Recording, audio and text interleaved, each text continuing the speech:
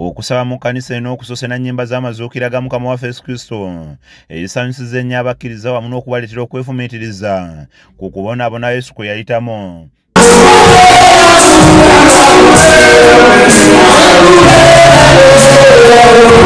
Omusumba Mutembe asoose kuwabula abakulembeze mu ggwanga baveeyo n'embalirira y'ebyo bye basuubiza okukolera abantu mu kisanja kino kye tumalako olwo kiwa abantu amaanyi okuddamu okubalonda.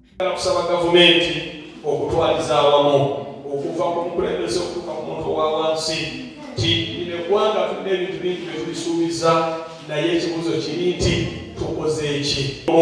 Mugenda okumubira 26 nga bye bimu bye mwogera wali badde wekuba mu mutima bye wali otusuubiza oba bye wasuubiza abantu olina ky'obikozeeko. Bwe kityo tulina okwogera obwogezi excitements okutupuushinga okumaliriza interest zaffe. Eggwanga lino ekyatujjaliwera accountability ffenna kyenkanyi.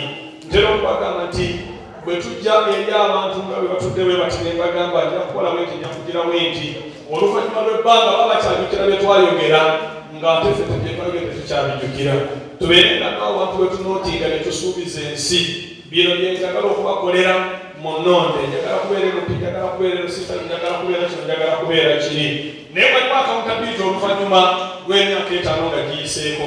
Bwe kituuse ku bakuumaddembe abasabye okweyisa obulungi wamu n'okuba abenkanya eri bannayuganda bonna naddala mu kulonda kw'abakulembeze kwe twolekera omwaka ogujja. Ffe tubeere benkanya, tubeere abantu abanaasalirwa emisango emitima gyaffe. Temulinda nsi kubasalira misango, emitima gyabwe gyennyininyini gyegiba gibasalira omusango.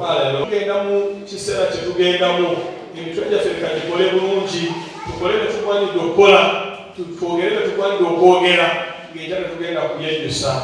Ayogedde ku ngeri Yesu gye yazaalibwamu n'asaba abantu okukomya okwenyooma kuba obuwanguzi bw'omuntu tebusinziira kuwa gye yazaalibwa wamu ne bimwogerwako.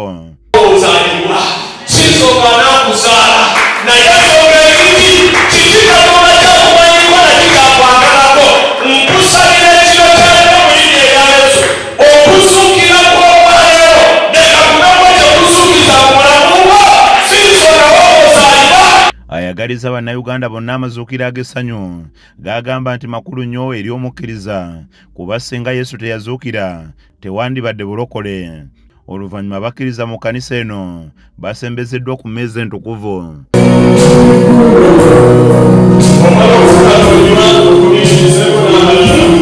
Kizza Peter yakusakidde emboozi eno ku Rakes TV Agaalero.